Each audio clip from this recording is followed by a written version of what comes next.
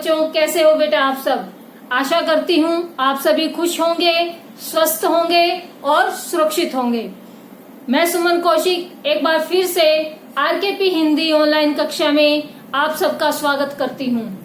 तो बेटा आज का जो हमारा विषय रहेगा वह है हिंदी व्याकरण से पाठ वचन। अब वचन क्या होते हैं बेटा, देखो, संज्ञा या सर्वनाम शब्दों के जिस रूप से हमें उनके एक या अनेक होने का बोध होता है वह वचन कहलाते हैं। अब एक या अनेक होने का मतलब, जैसे उदाहरण देखिए कि लड़का फल खाता है और लड़के फल खाते हैं। अब लड़का जो शब्द है वो किस चीज का बोध करवा रहा है, एक होने का बोध करवा रहा है, ठीक है ना। उसके एकत्व का पता चल रहा है कि वो एक है। और दूसरे वाक्य के अंदर जो उदाहरण है, लड़के शब्द जो है, लड़के मतलब वो अनेक का बोध करवा रहे हैं, अनेकत्व का उसके अंदर जो है बेटा बोध हो रहा है। तो यही जो रूप है संज्ञा या सर्वनाम का, संज्ञा या सर्वनाम शब्दों का ये जो रूप है, यही जो है बेटा जिनसे हमें एक या अनेक का बोध होता है, यही हमारे वचन कहलाते हैं, ठीक है बेटा। अब बात आती है कि वचन का प्रयोग क्यों किया जाता है। देखो बेटा, वचन का प्रयोग हम वाक्य में संतुलन लाने के लिए करते हैं, ठीक है ना। अब वाक्य के अंदर प्रयोग इस तरह से करते हैं, जैसे अगर मैं ये कहूं कि लड़के फल खा रहा है, तो ये तो ठीक नहीं लगेगा ना बेटा, अशुद्ध हो जाएगा वाक्य हमारा। तो वाक्य के अंदर संतुलन बनाना है कि जैसा रूप संज्ञा का है वैसा ही क्रिया का रूप हो, ठीक है ना। तो संज्ञा कैसी है हमारी, लड़के बहुवचन में है, ठीक है ना, ज्यादा है ना, अनेक का बोध हो रहा है, तो उसकी जो क्रिया होगी वह भी बहुवचन रूप में ही होगी, ठीक है ना। जैसे लड़के फल खा रहे हैं, तो इस तरह से बेटा वाक्य का संतुलन बनता है। तो वचन का प्रयोग जो होता है बेटा वो वाक्य में संतुलन के लिए किया जाता है, वाक्य की शुद्धता के लिए किया जाता है, ठीक है। अब बात आती है कि वचन कितने प्रकार के होते हैं। देखो बेटा, हिंदी में वचन के दो भेद होते हैं, एक वचन और बहुवचन। जबकि संस्कृत व्याकरण के अंदर वचन के तीन भेद होते हैं, एक वचन, द्विवचन और बहुवचन। यहाँ हम संस्कृत की बात न करके हिंदी व्याकरण की बात कर रहे हैं। तो बेटा हिंदी में वचन के दो भेद होते हैं, एक वचन और बहुवचन। अब एक वचन क्या होता है, देखो, संज्ञा या सर्वनाम शब्दों के जिस रूप से उसके एक होने का बोध होता है, ठीक है। तो वे जो शब्द हैं वे हमारे एक वचन के अंदर आते हैं, ठीक है। इसी प्रकार बहुवचन क्या होते हैं बेटा, संज्ञा या सर्वनाम शब्दों के जिस रूप से हमें उनके अनेक होने का पता चलता है, ठीक है ना, अनेक का पता चलता है कि वो संख्या में ज्यादा है, एक से ज्यादा है, तो उसके अनेक होने का पता चलता है।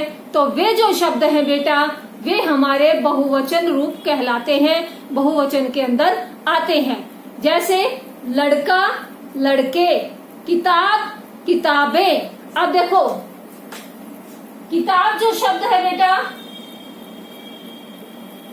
ये एक वचन है, इसके बोलने से ही पता चल रहा है किताब एक, और इसका बहुवचन रूप क्या हो जाएगा, किताबें, इस तरह से बेटा, ठीक है ना। इस प्रकार से बेटा अगर हम देखें अगला उदाहरण, केला,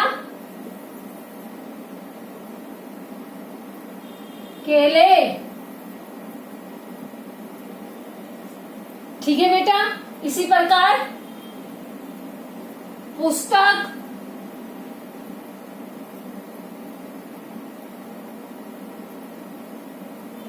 पुस्तकें। तो ये होते हैं बेटा एक वचन और बहुवचन रूप, ठीक है। अब हम करेंगे कि एक वचन को बहुवचन में किस तरह से बदला जाता है, एक वचन रूप के बहुवचन रूप कैसे बनते हैं, इसके कुछ नियम है बेटा हमारे हिंदी के अंदर। आपको उन शब्दों को रटने की जरूरत नहीं है बेटा, आप सिर्फ उस नियम को याद रखें फिर उस नियम को याद करने के बाद बेटा आपको कहीं भी कोई भी प्रॉब्लम नहीं आएगी। आप बड़े आसानी से जो है बहुवचन रूप बना पाएंगे। देखो बेटा, पहला नियम है आ से ए बनना। कैसे? इसको ध्यान से सुनना बेटा। आकारांत पुल्लिंग संज्ञा में आ के स्थान पर ए लगाकर बहुवचन रूप बनाया जाता है। अब आप ये सोचेंगे कि ये आकारांत क्या होता है। अब देखो बेटा, इस शब्द को समझना। आकारांत मतलब जिस शब्द के अंत में आ स्वर आता है, जिस शब्द के अंत में आ स्वर आता है, वे शब्द जो है बेटा हमारे आकारांत कहलाते हैं। कैसे? देखो बेटा, मैं बता रही हूं आपको शब्द लड़का। अब यहाँ पे देखिए बेटा, अगर हम इसका वर्ण विच्छेद करते हैं, ये आखिर वाला जो लेंगे हम का लेते हैं, का जब हम वर्ण विच्छेद करेंगे तो क्या में क्या है बेटा? आ मिला हुआ है, आस्वर है ना। तो बेटा यहाँ पर देखो आ गया। तो कहने का मतलब है आकारांत मतलब जिन शब्दों का अंत आ स्वर होता है, या जिन शब्दों के अंत में आ आता है, ऐसे शब्दों को आकारांत बोला जाता है बेटा। आकारांत मतलब अंत में आ का आना, जैसे लड़का, ठीक है ना। तो इसमें जो है आप बोल के देखो लड़का, आखिर में आ की आवाज आ रही है, ठीक है ना।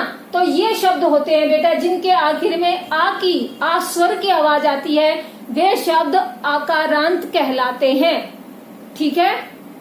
आकारांत जब आप सुनो तो उसका मतलब अंत में जिसके आ आए, ठीक है बेटा। तो ये जो है, और साथ में पुल्लिंग मतलब जो पुरुष जाति का बोध करवाए।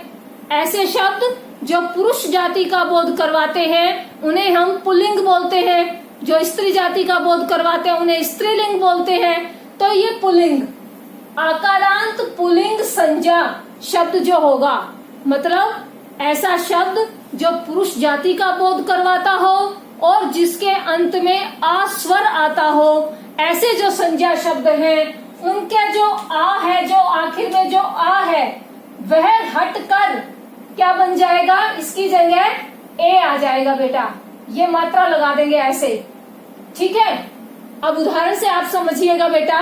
जैसे शब्द है लड़का, अब क्या है?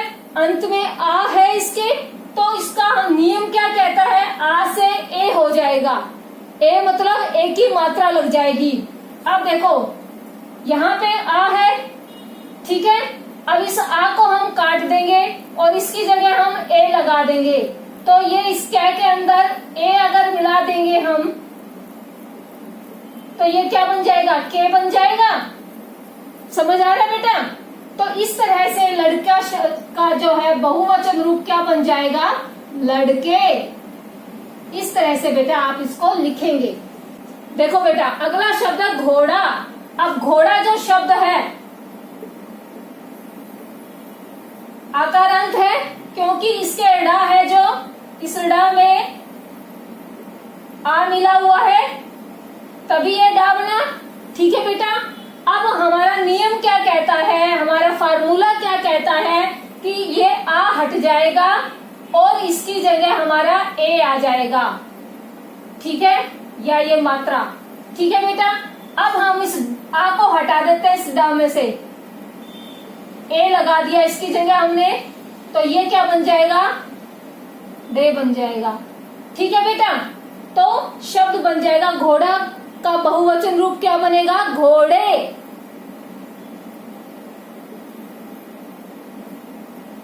इस तरह से बेटा।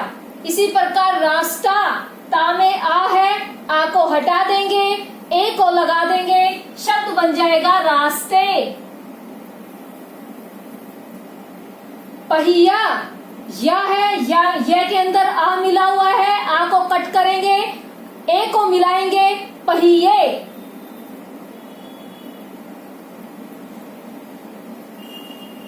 इस तरह से बेटा आ अंत वाले शब्दों का जो है बेटा बहुवचन रूप जब बनाएंगे तो उसमें ए बन जाएगा, आ की जगह ए आ जाएगा, ठीक है ना। इसी प्रकार कमरा, कमरे, ठीक है ना। तो इस तरह से आप जो है बहुवचन रूप को बनाएंगे। बेटा अगला नियम हमारा क्या कहता है, ऐसे ए होना, ऐसे ए होना, ठीक है। तो अब इसमें देखो क्या बात कर रहा है ये नियम कि अकारांत, आ की बात नहीं हो रही है, ए की बात हो रही है अब यहाँ पे। अकारांत स्त्रीलिंग संज्ञाओं में ध्यान देना इन तीन शब्दों पर। एक तो अकारांत, अकारांत मतलब जिन शब्दों के अंत में ए स्वर आएगा, ठीक है, और वो कैसे होंगे, स्त्री जाति का बोध करवा रहे होंगे, स्त्रीलिंग होंगे, ठीक है। ऐसे जो संज्ञा शब्द होंगे उसमें क्या होगा कि अंत का जो ए है उसके स्थान पर ए हो जाएगा। कैसे, उदाहरण से समझना। सबसे पहले तो अकारांत को समझे। अब जैसे पुस्तक शब्द है, पुस्तक शब्द है, कै में क्या मिला हुआ है बेटा, कै का अगर वर्ण विच्छेद करूं तो कै जमा ए, ये होगा इसका। तो अंत में क्या है, ए स्वर आ गया, अकारांत हो गया, ठीक है बेटा। अब दूसरी बात को लेते हैं, स्त्रीलिंग। स्त्रीलिंग होना चाहिए, स्त्री जाति का बोध करवाने वाला शब्द होना चाहिए। तो पुस्तक क्या स्त्रीलिंग है, कैसे पता करेंगे। अब हम इसको वाक्य में प्रयोग करके देखते हैं। मैंने पुस्तक खरीद ली, ऐसे तो नहीं बोलते ना कि मैंने पुस्तक खरीद लिया। अब जो ली है, जो ली शब्द हम प्रयोग कर रहे हैं वो क्या है, स्त्री जाति का बोधक, मतलब इस पुस्तक के लिए आया है खरीद ली, ठीक है ना। तो पुस्तक क्या है, स्त्री जाति का बोध करवा रहा है ये शब्द, ठीक है। तो ये स्त्रीलिंग भी हो गया, ठीक है। अकारांत स्त्रीलिंग शब्द है। अकारांत मतलब इसके अंत में बोलते हुए आ की ध्वनि आती है, ए स्वर की ध्वनि आती है, और ये स्त्रीलिंग भी है, स्त्री जाति का बोध करवा रहा है। तो ऐसे संज्ञा शब्दों के अंदर ए के स्थान पर ए को कट कर देंगे और इसके स्थान पर ए का प्रयोग करेंगे चंद्र बिंदु के साथ। तो कैसे बनेगा देखो, पुस्तक के अंदर से कै में से ए निकाल दिया, अब कै के अंदर हम इसको जोड़ेंगे, ए को जोड़ेंगे चंद्र बिंदु के साथ। तो क्या बन जाएगा, ये बन जाएगा हमारा के। अब यहाँ पे एक चीज और ध्यान देने वाली बात है बेटा, इस चीज को हमेशा याद रखना कि जो ये चंद्र बिंदु होता है, शिरोरेखा के ऊपर जो मात्रा लगती है, अगर उनके बाद चंद्र बिंदु होता है तो वो चंद्र बिंदु अनुस्वार में बदल जाता है। अनुस्वार मतलब बिंदी आ जाती है, ये अनुस्वार आ जाएगा, चंद्र बिंदु हट जाएगा, अनुस्वार उसकी जगह प्रयोग में किया जाता है, ठीक है बेटा। तो ये जो है इस तरह से प्रयोग होगा। अब ये के में ए मिल गया, चंद्र बिंदु है, मात्रा ए की शिरोरेखा के ऊपर है, ठीक है ना, सुरेखा के ऊपर है। तो ये इस मात्रा की वजह से ये चंद्र बिंदु जो है ये इधर अनुस्वार की तरह लगेगा, ठीक है, अनुस्वार की तरह प्रयोग होगा। तो यहाँ पर जो पुस्तक शब्द है उसका बहुवचन रूप क्या बनेगा, पुस्तकें। इस तरह से बेटा इसका बहुवचन रूप बनेगा, रटिएगा नहीं बेटा। अब किस तरह से बना अगर आपको ये पता चल गया तो ऐसे जितने भी शब्द होंगे उनको बड़ी आराम से आप बना लेंगे, ठीक है। अब उसके बाद है जैसे खबर। अब खबर के रे में क्या है, ए है, खबर का जो अंतिम वर्ण है रे, इसके अंदर ये कैसे बना हुआ है, रे जमा ऐसे, अकारांत हो गया। अब दूसरा खबर जो है वो स्त्रीलिंग का बोध करवा रहा है। जैसे हम इसका वाक्य में प्रयोग करके देखते हैं कि मैंने खबर सुन ली, मैंने खबर सुन लिया तो प्रयोग नहीं करते ना, तो इसको बोलकर देखा तो स्त्री जाति का बोध करवा रहे, ठीक है ना, स्त्रीलिंग का है। तो इसके अंदर जो है ए के स्थान पर इसको काट के हम इसका प्रयोग करेंगे और वही नियम रे जमा ए लगा और यहाँ पे बन जाएगा रे, ठीक है। इसके अंदर जो है ये सुरेखा के ऊपर मात्रा की वजह से अनुस्वार आ जाएगा, तो शब्द बन जाएगा खबरें। इस तरह से ऐसे ही अदालत, अदालत भी जो है बेटा अकारांत है, स्त्रीलिंग है। बोलकर देखें, वाक्य में प्रयोग करके देखें तो आपको पता चल जाएगा स्त्रीलिंग बोधक है। अदालत बंद हो गई, अदालत बंद हो गया तो नहीं बोलते ना, तो ये जो है स्त्रीलिंग बोधक है। तो अदालतें,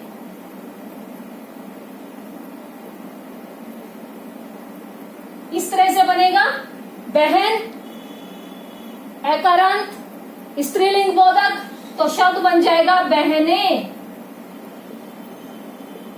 किताब किताबें,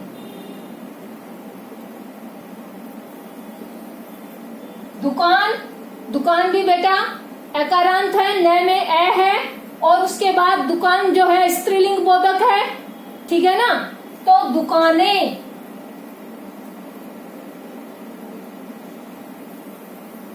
इस तरह से बेटा आप जो है एक वचन से बहुवचन रूप बनाएंगे। तो बेटा अगला जो नियम है हमारा वो कुछ कुछ पहले वाले से मिलता जुलता है। देखिए ये क्या नियम कह रहा है, आ से ए, मतलब आकारांत स्त्रीलिंग संज्ञाओं में आ के साथ ए जोड़ दिया जाता है। अब कैसे, जो आकारांत जो होंगे शब्द, जैसे माता है, माता जो शब्द है वो कैसा है, आकारांत है। कैसे पता चला, देखो ये जो आखिरी जो वर्ण है हमारा ता, ता, आ की आवाज आ रही है आखिर में, त जमा आ, ठीक है, तो ये हो गया हमारा आकारांत। और माता जो शब्द है वो कैसा है, स्त्रीलिंग का बोध करवा रहा है, स्त्री जाति का बोध करवा रहा है। तो इसमें जो नियम क्या कह रहा है कि इसके आ के साथ सीधा ए जोड़ देंगे, ठीक है, तो वो हमारा जो है बहुवचन रूप बन जाएगा। जैसे माता माताएं, लता लताएं, माला मालाएं, सभा सभाएं,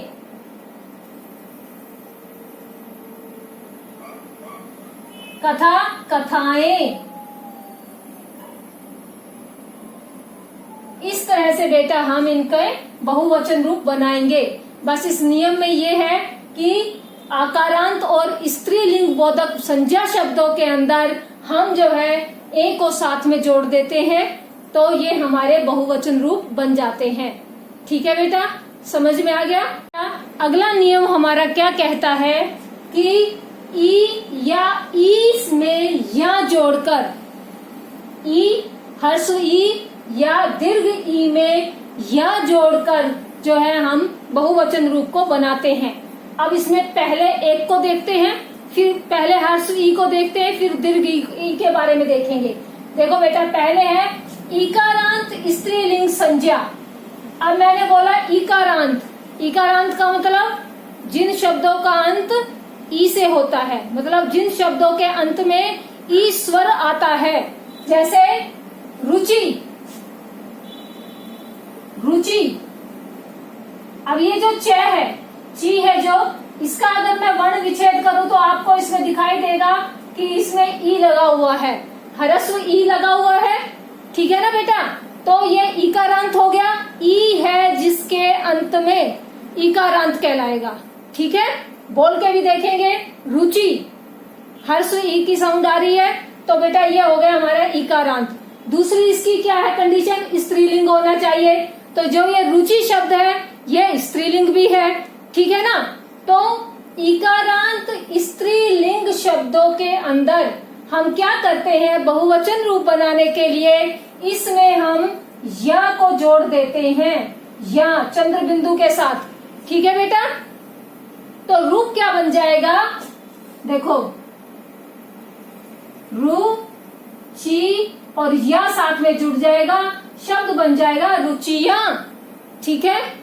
अब एक ही चीज याद रखनी है कि जो इकारांत छोटी ई ह्रस्व ई जिसको हम बोलते हैं, इकारांत और स्त्रीलिंग शब्दों के साथ, स्त्रीलिंग संज्ञा शब्दों के साथ जो है हम जब बहुवचन रूप बनाते हैं तो उसमें या जोड़ देते हैं, जैसे उदाहरण है आपके सामने रुचि, रुचियां।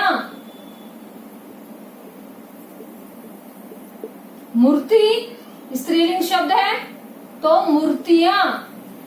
सीधा इसके आखिर में या जोड़ देना है आपने, मूर्तियां।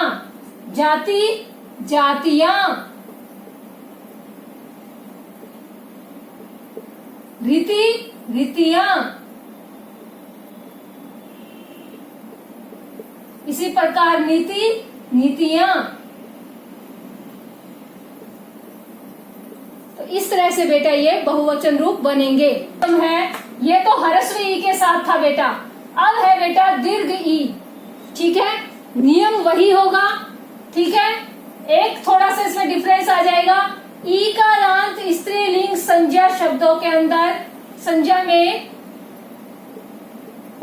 क्या करेंगे, सबसे पहले जो ई होगा इसको पहले हम क्या बनाएंगे, लघु बनाएंगे। लघु मतलब ह्रस्व ई के अंदर बदलेंगे। फिर इसके साथ वही नियम, इसके साथ क्या कर देंगे, या को जोड़ देंगे। ठीक है ना, तो ये हमारा नियम है। ह्रस्व ई में तो सीधा या जोड़ देंगे, लेकिन जहां दीर्घ ई होगी वहां पर हम बेटा क्या करेंगे, इसमें जो है पहले दीर्घ ई को ह्रस्व ई में बदलेंगे, फिर उसके साथ या जोड़ेंगे। इसके उदाहरण जो है, उदाहरण से समझते हैं। नियम था दीर्घ ई को पहले लघु ई में बनाएंगे, ह्रस्व ई में बदलेंगे और फिर उसके साथ हम या जोड़ देंगे।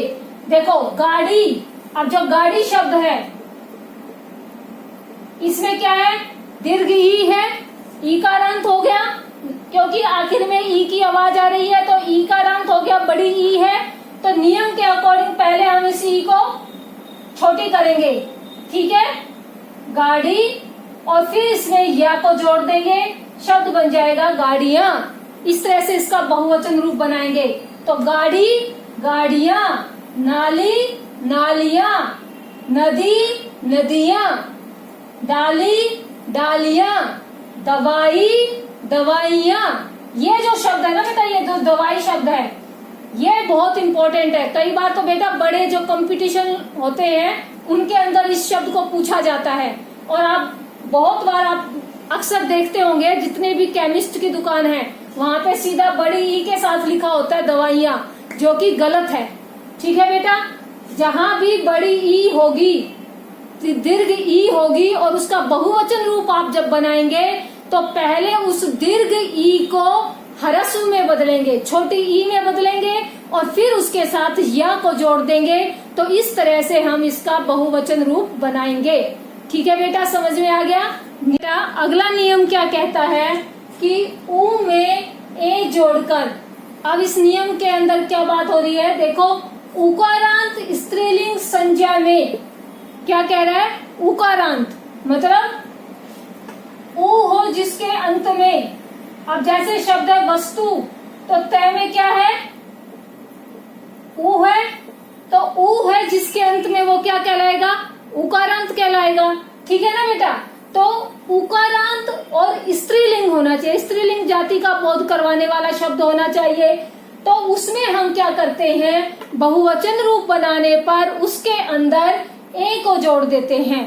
ठीक है, कैसे, जैसे ये है वस्तु, वस्तु क्या है, उकारांत है, स्त्री जाति का बोध करवा रही है। ठीक है, ये शब्द जो है स्त्री जाति का बोध करवा रहा है, और अब इसमें हम नियम के हिसाब से ए को जोड़ देंगे तो ये हमारा बेटा बन जाएगा इस वस्तु शब्द का बहुवचन रूप।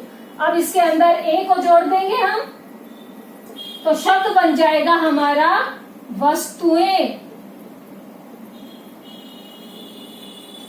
बस इसमें जो है सिर्फ ए जोड़ना है आपको, ये समझाने के लिए मैंने आपको बताया। ऐसे ही ऋतु मतलब उकारांत होने चाहिए, उकारांत मतलब ह्रस्व ऊ होना चाहिए उसके अंदर। ठीक है, ऋतु का ऋतुएं। धातु धातुएं। धेनु धेनुएं। धेनु किसे कहते हैं बेटा? धेनु शब्द का अर्थ होता है गाय। गाय के लिए हम धेनु शब्द का प्रयोग करते हैं। ठीक है बेटा, तो धेनु, धेनुए। तो इस नियम के हिसाब से बेटा इस तरह से हम बहुवचन रूप बनाएंगे। ठीक है, उकारांत स्त्रीलिंग संज्ञा शब्दों के अंदर ए को जोड़कर बहुवचन रूप बनाएंगे। अगला नियम देखिए बेटा, अगला नियम पहले वाले नियम का ही दूसरा भाग है। उकारांत में ए जोड़कर, अब पहले हमने ह्रस्व ऊ की बात की थी, यहाँ हम दीर्घ ऊ की बात करेंगे। तो नियम क्या कहता है? उकारांत स्त्रीलिंग संज्ञा में, मतलब उकारांत, उकारांत मतलब जहाँ दीर्घ ऊ हो, ऐसे स्त्रीलिंग संज्ञा शब्द जो स्त्री जाति का बोध करवाए, ऐसे संज्ञा शब्दों में हम पहले क्या करेंगे? पहले तो उस दीर्घ ऊ को ह्रस्व ऊ में बदलेंगे। जैसे हमने ई वाले में किया था ना कि दीर्घ ई को पहले ह्रस्व में बदला, फिर उसके अंदर या जोड़ दिया था। सेम इसी तरह से इसमें होगा। तो पहले जो ये दीर्घ ऊ है, बड़ा ऊ है जो, उसको हम ह्रस्व ऊ में बदलेंगे। ठीक है, और फिर उसके अंदर ए को जोड़ देंगे। ठीक है, तो इस तरह से हम बहुवचन शब्द का निर्माण करेंगे। कैसे? उदाहरण देखें, जैसे बहु शब्द है। बहु, बहु में क्या है? बड़ा ऊ है। इस है का अगर मैं वर्ण विच्छेद करती हूँ हु का, तो ह जमा ऊ, बड़ा ऊ है इसमें। ठीक है, तो पहले नियम के हिसाब से पहले इस बड़े ऊ को मैं क्या करूंगी? छोटा करूंगी। ठीक है, तो ये हो गया छोटा। अब इसके साथ छोटा होते ही वही पहले वाला नियम काम करेगा, ए को जोड़ देंगे तो शब्द बन जाएगा बहुएं। तो इस तरह से हम इस शब्द का बहुवचन रूप बनाएंगे। ठीक है, इसी प्रकार वधू, वधू में पहले तो इस ध के ऊ को ह्रस्व किया, छोटा किया। इस चीज का ध्यान रखना बेटा, यहीं पे गलतियां होती है। ठीक है, जहाँ दीर्घ ऊ है पहले उसको लघु करेंगे, छोटा ऊ बनाएंगे और फिर ए मिला देंगे साथ में, तो शब्द बन जाएगा वधुएं। गऊ, गऊएं। तराजू, तराजुएं। इस तरह से शब्द बनेगा बेटा। ठीक है, इस तरह से हम बहुवचन रूप बनाएंगे। ये अगर आपको बनाने आ गए ना बेटा, तो कभी भी गलती नहीं करोगे। आपको सिर्फ नियम याद करने हैं, रटने नहीं है शब्द को। तराजू, तराजुएं, वधु, वधुएं, रटने की जरूरत नहीं है। नियम याद करो और फिर उसके हिसाब से कोई भी शब्द आ जाए, कभी भी आप मार नहीं खाएंगे, कभी भी आप उसे गलत नहीं करेंगे। अगला नियम बेटा हमारा क्या कहता है? देखो, या से या बनाकर। अब इस नियम के अंदर क्या आता है कि या अंत वाली संज्ञा में, मतलब जिन शब्दों के अंत में या आता है, जैसे चिड़िया, गुड़िया, चूहिया, या आता है ना आखिर में, तो ऐसे शब्दों में या को या बनाकर, मतलब उस जो आखिर में या आया है उसके ऊपर चंद्र बिंदु लगाकर हम जो है बहुवचन रूप बनाते हैं। कैसे? उदाहरण देखिए बेटा, जैसे चिड़िया। अब नियम के हिसाब से या अंत में आ गया। ठीक है, अब नियम क्या कहता है? इस या को या बना दो, चंद्र बिंदु लगा दो, तो बहुवचन रूप बन जाएगा। तो चिड़िया, इस तरह से इसको बेटा हम बना देंगे चिड़िया। इस या के ऊपर केवल चंद्र बिंदु लगा देंगे। इसी प्रकार गुड़िया,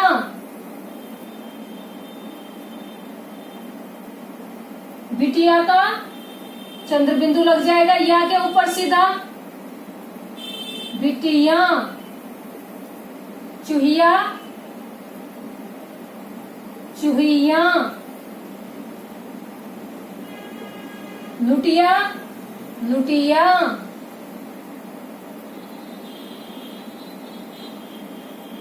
इस तरह से बेटा इन शब्दों का हम बहुवचन रूप बनाएंगे। अगला जो नियम है बेटा वह कहता है कि जिन पुल्लिंग शब्दों के अंत में, पुल्लिंग शब्द, पुल्लिंग मतलब पुरुष जाति का बोध कराने वाले शब्द, ठीक है, जिन पुल्लिंग शब्दों के अंत में ए, ई, उ ऊ स्वर आते हैं।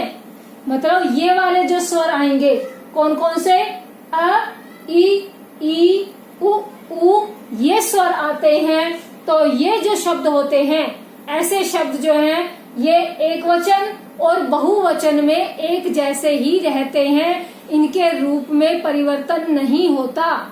ठीक है, फिर से समझिए नियम को कि जिन पुल्लिंग शब्दों के अंत में ए,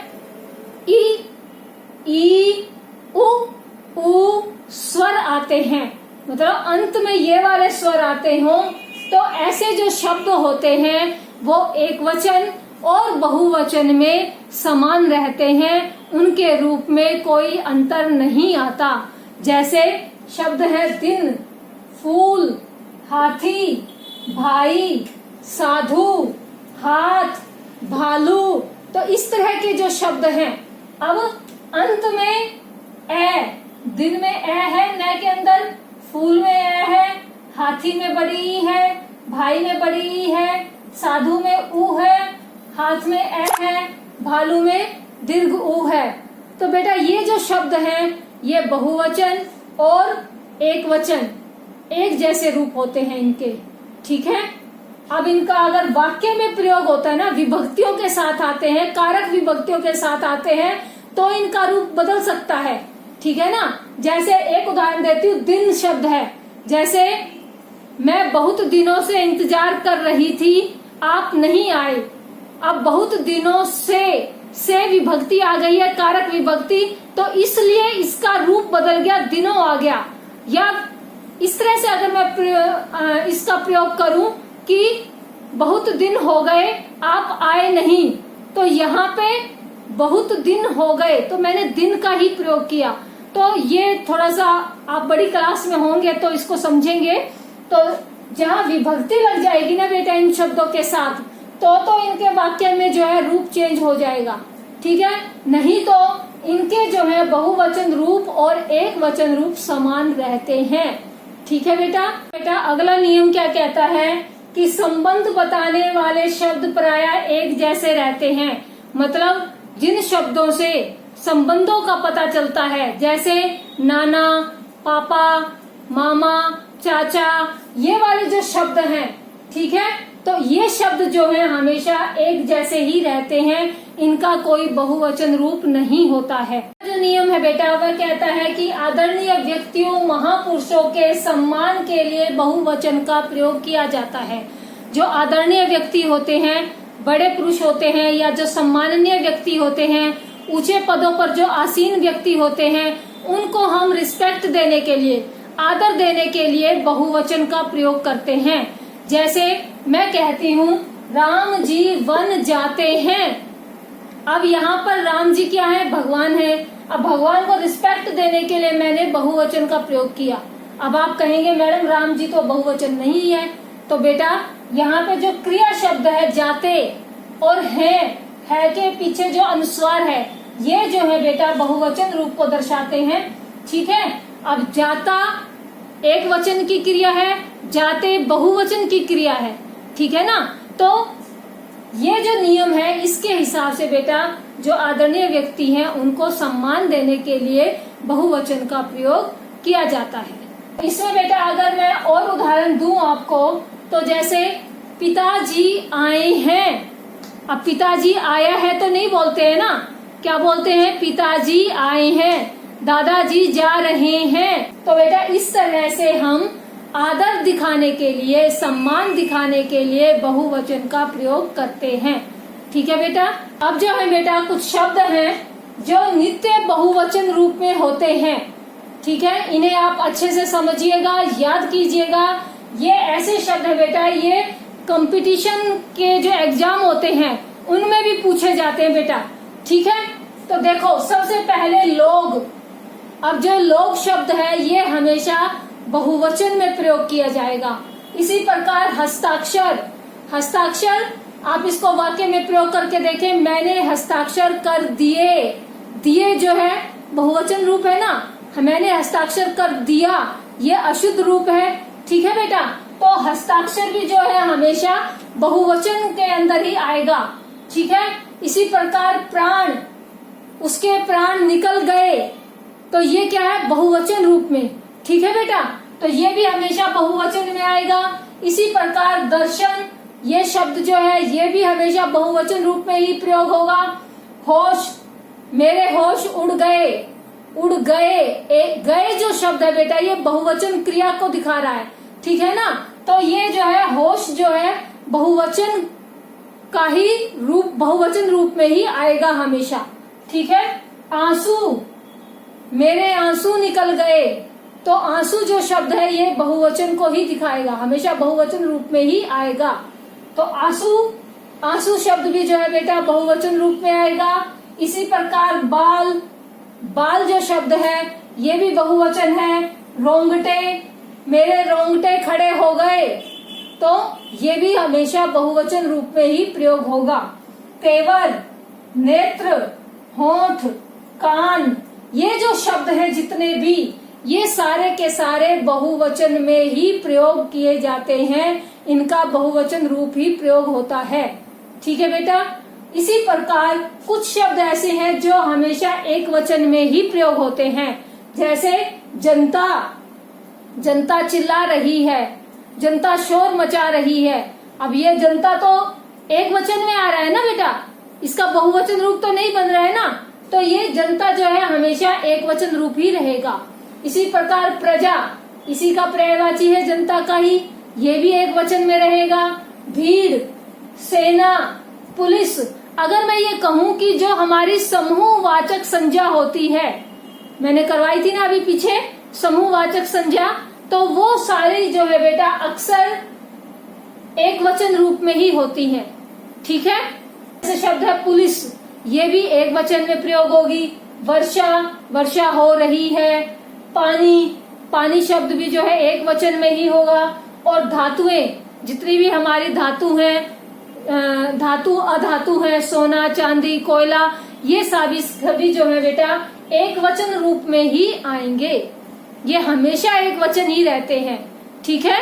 तो बेटा ये कुछ और शब्द हैं, देखो जैसे प्रत्येक, हर एक, हर कोई, ये तीनों जो है बेटा हमेशा एक वचन में ही प्रयोग होते हैं। जैसे मैं कहती हूँ प्रत्येक व्यक्ति को देश का सम्मान करना चाहिए, तो यहाँ पे प्रत्येक मतलब हर एक व्यक्ति के लिए आएगा। ये नहीं कहूंगी कि प्रत्येक व्यक्तियों को, नहीं, ये गलत हो जाएगा। प्रत्येक जब मैंने लगा दिया है तो उसके साथ व्यक्ति शब्द आएगा। प्रत्येक व्यक्ति को मतलब इसी में आ गया कि हर एक व्यक्ति को, सभी व्यक्तियों के लिए ये शब्द प्रयोग हुआ, तो ये हमेशा जो है एक वचन में ही रहेगा।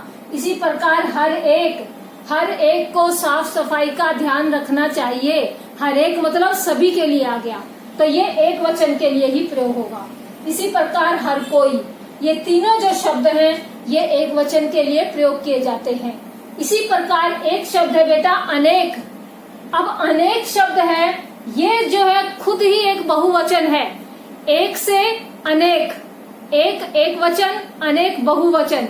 अब अगर हम इसका प्रयोग ये कहते हैं कि अनेकों व्यक्तियों ने ऐसा कहा, तो ये बेटा गलत है। ठीक है। अनेक व्यक्ति आएगा, अनेकों व्यक्ति नहीं आएगा। ठीक है ना। तो अनेकों, जहां पर आप देखो कि अगर ऐसे अनेकों शब्द लिखा हुआ है तो ये गलत हो जाएगा। ठीक है, ये गलत है। अनेक जो है ये सही है और ये बहुवचन ही है। तो बेटा है और हैं का प्रयोग और देख लें। है का जो प्रयोग होता है वो एक वचन में होता है और है का प्रयोग बहुवचन में होता है। लड़का जाता है, ये लड़का एक वचन है तो है आया। लड़के जाते हैं तो है जो है बेटा, है के ऊपर जो मात्रा है उसके पीछे अनुस्वार आएगा। ठीक है बेटा, ये डिफरेंस होता है दोनों में। ठीक है, तो मेरा पाठ वचन आशा करती हूँ आपको समझ में आ गया होगा कि बेटा आज के लिए इतना ही। Okay, bye bye, have a nice day बेटा।